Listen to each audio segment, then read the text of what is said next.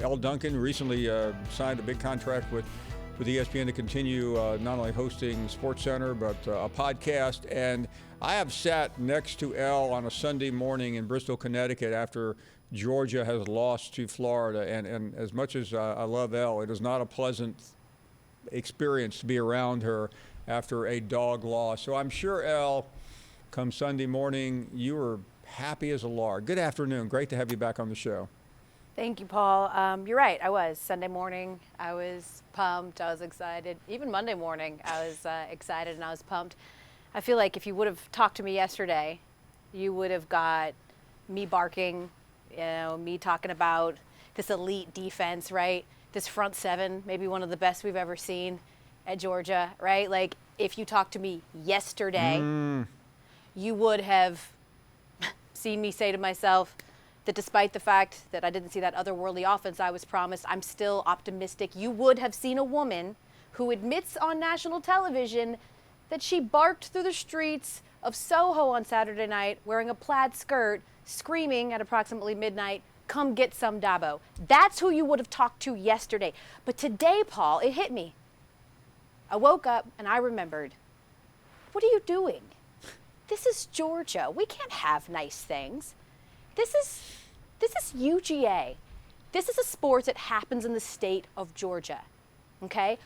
I look at this weekend coming, Paul, and I'm terrified, not of UAB, because that's preposterous even for Georgia. I'm terrified because you've got Kirby Smart on one hand saying, this is the most worried I've ever been about COVID, as his players one by one have to enter the protocol.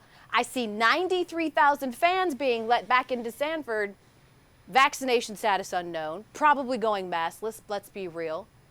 And then next weekend, I see South Carolina coming. And Paul, outside of the fact that South Carolina always finds a way to beat us, whether Steve Spurrier is there or not, I see a team that's going to trot out a grad assistant.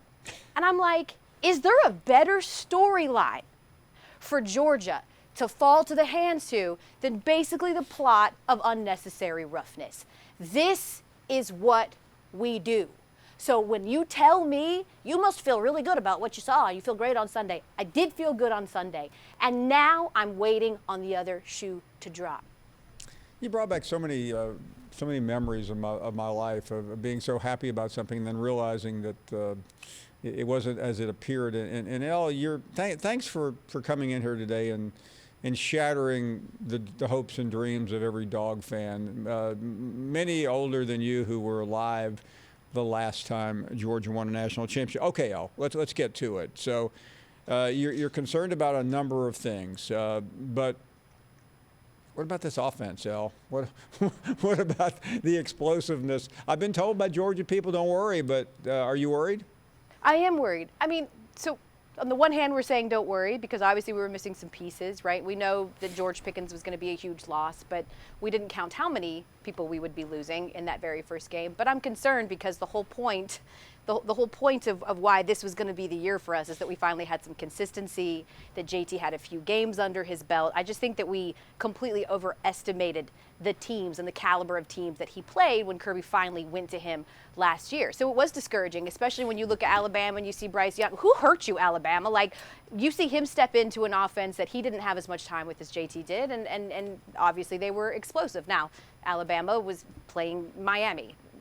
By the way, when are we going to stop giving them primetime shows? Anyway, and we were playing Clemson, and I get that, but it's very worrisome and concerning to me. I'm also still concerned with the secondary. I think that front seven looked so good.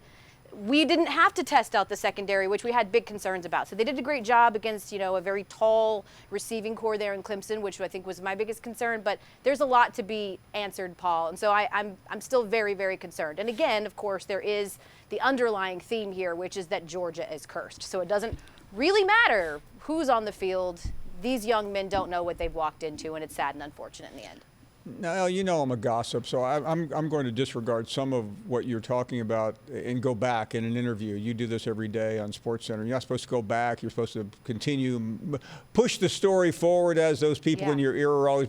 But you just, I don't know why it took five minutes for it to register. Maybe I'm on a 5-minute delay, but could we go back a couple of days? You're in Soho and you're barking like a dog. Can you take us all back to that for a moment? Yeah, well, I decided, because apparently my life's not exciting enough, that I would walk through the streets of Soho and bark at random people. So I did that. And then after the game, it was worse. There was some curse words. By the way, it's very difficult. It doesn't quite roll off the tongue, Ui Ungalale, right, when you're talking smack, as it did like Trevor.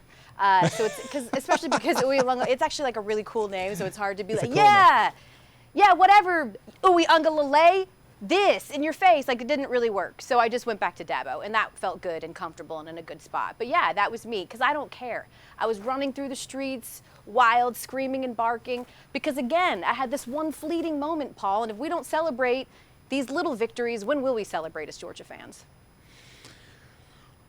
I mean, when I'm in that part of the country, I'm always careful. I don't talk to people. I just look the other way. I look down. I grab my phone. Just anything not to call attention to myself. But Elle, you're pretty well known. I mean, you're the face of one of the biggest franchises in sports television history, and you're literally barking at people. Yes. Would you expect anything less from me? Well, I try to. I can't. I could do the 30 for 30 on Elle Duncan. I know all the, but I don't want. I'm not sure how much you were willing to peel back here. All of it. Yeah. I'm like an onion. You can go there with me always, Paul. I'm also quoting Shrek now, so that's where I've devolved to. Thanks for watching ESPN on YouTube. For live streaming sports and premium content, subscribe to ESPN+.